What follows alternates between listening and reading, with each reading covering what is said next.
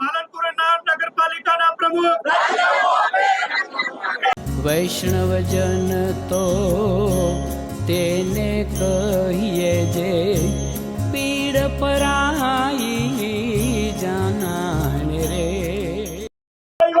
પાલનપુર શહેરમાં નગરપાલિકા દ્વારા જે ભ્રષ્ટાચાર આચરવામાં આવ્યો છે, આ ભ્રષ્ટાચારને લઈને કોંગ્રેસ દ્વારા ધરણા કરવામાં આવે છે અને ધરણાને લઈને પોલીસ અને કોંગ્રેસના નેતાઓ વચ્ચે ઘર્ષણ અને આમ પ્રકારે એનકેન પ્રકારના દ્રશ્યો સામે આવ્યા છે। તમે સીધા જે દ્રશ્યો જોઈ રહ્યા છો એ દ્રશ્યો પાલનપુર નગરપાલિકાના છે અને નગરપાલિકામાં કોંગ્રેસ દ્વારા ધરણા પ્રદર્શન કરવામાં આવે છે, કારણ કે નગરપાલિકાના સત્તાધીશો દ્વારા પાલનપુર શહેરમાં જે ભ્રષ્ટાચાર આચરવામાં આવે છે, આ ભ્રષ્ટાચારને લઈને ક્યાંક ને ક્યાંક જે લોકો છે, લોકોને અગવડતા પડતી હોય છે, લોકોને તકલીફ પડતી હોય છે, કારણ કે આ જે શહેરીજનો છે જે વેરા ભરતા હોય છે, એના વેરાને જે આવક થતી હોય છે, આવકમાં જે પાલનપુર નગરપાલિકાના ભ્રષ્ટ જે નેતાઓ છે, નેતાઓ દ્વારા ભ્રષ્ટાચાર આચરવામાં આવતો હોય છે અને આ ભ્રષ્ટાચારને કારણે કોંગ્રેસ દ્વારા પાલનપુર નગરપાલિકાના પ્રાંગણમાં વિરોધ પ્રદર્શન કરવામાં આવ્યું છે અને આ વિરોધ પ્રદર્શનમાં પોલીસ દ્વારા જેને સમજાવટ કરવામાં આવી રહી છે। આપ સીધા જે દ્રશ્યો જોવો છો એ દ્રશ્યો પાલનપુર નગરપાલિકાના છે અને આ જ નગરપાલિકા દ્વારા જે ધરણા કરવામાં આવે છે, આ ધરણાને લઈને પોલીસ અને જે કોંગ્રેસના કાર્યકર્તાઓ છે, કાર્યકર્તાઓ વચ્ચે જે સંઘર્ષ છે, આ સંઘર્ષનો માહોલ જોવા મળી રહ્યો છે।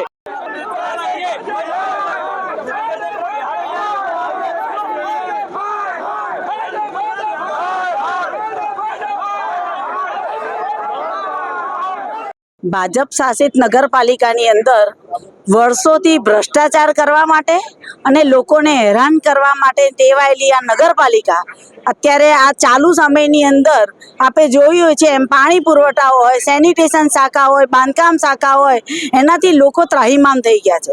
લોકોને પૂરતું પાણી નથી મળતું, ચોખ્ખું પાણી નથી મળતું, સેનિટેશનનો ભાગ હોય તો લોકો સફાઈથી ત્રાહિમામ, લોકો વેરો ભરવા છતાં બી હેરાનગતિ છે। એમના ને એમના શાસક પક્ષના સભ્યો દ્વારા નગરપાલિકાના પ્રમુખ સામે ફરિયાદ કરવી પડે, અંદરો અંદર એ લોકોને ખોટું બહાર લાવવા માટે થઈને પ્રયત્ન કરે।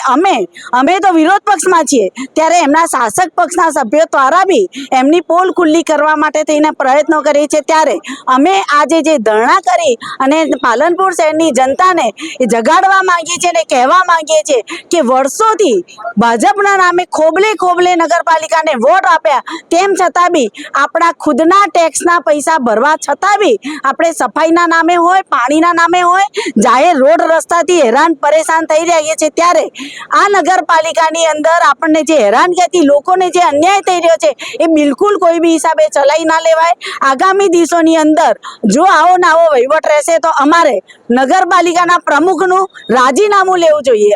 અગાઉ પણ બોર્ડની અંદર એમના જે પ્રમુખો હતા, ચાલુ પ્રમુખોનું રાજીનામું લેવું પડ્યું, એવું જે સ્પષ્ટ સાબિત કરે છે કે એમના જ વહીવટદારો, એમના જે શાસકો હોય છે, એમના દ્વારા કોઈ વહીવટ સારો નથી, માત્ર ને માત્ર લોકોને હેરાન પરેશાન કરવાનો, ભ્રષ્ટાચાર કરવાનો, ખોટા બિલો બનાવવા માટેનો જ આ વહીવટ કરી રહ્યા છે। ત્યારે આજના ધરણાના કાર્યક્રમ દ્વારા અમારા જિલ્લાના વડીલો દ્વારા અમે નગરપાલિકાના શાસક પક્ષને અને સરકારને કહેવા માંગીએ છીએ, આવી જો ભ્રષ્ટ નગરપાલિકા હોય તો રાજીનામું લઈ લેવું જોઈએ।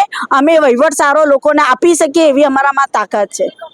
આજરોજ જે આપણે જે અત્રે જાણ કરી કે કોંગ્રેસના સભ્યો દ્વારા ધરણાઓ યોજાયેલા છે નગરપાલિકા આગળ, તેમની જે કંઈ રજૂઆત હશે તે નિયમ મુજબ તેની ચકાસણી કરી અને તે રિઝોલ્વ કરવા માટેના પૂરતા પ્રયત્નો કરવામાં આવશે। હજુ સુધી તેમણે ઓફિશિયલી મારી આગળ કોઈ રજૂઆત મૂકેલી નથી। તે જ્યારે પણ આવેદન આપશે કે રજૂઆત કરશે તો તેમના પ્રશ્નોનો નિકાલ કરીશું। ના, અત્યારે આ બાબતે કોઈ મારી પાસે રજૂઆત આવી નથી। ધરણા શેના બાબતે યોજાય છે તે બાબતની પણ રજૂઆત હજુ મને મળેલી નથી। તે રજૂઆત મળેથી જે તેમના પ્રશ્નો હશે તેનો નિયમ મુજબ નિકાલ કરવામાં આવશે।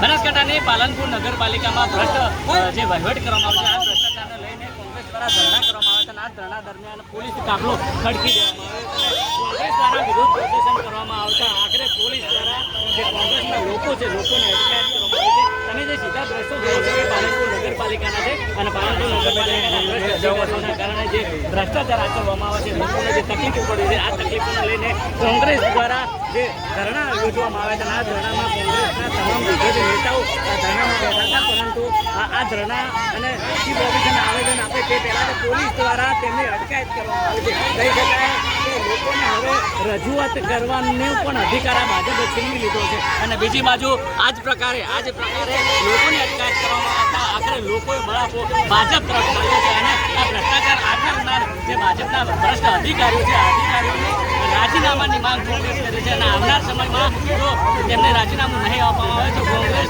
ચોક્કસ રોડ ઉપર ઉતરશે તેવી હાલ તો ચીમકી ઉચ્ચારવામાં આવી છે. દિનેશ ઠાકોર, નવજીવન ન્યૂઝ, બનાસકાંઠા. વૈષ્ણવજન તો તેને કહીએ જે પીડ પરાઈ.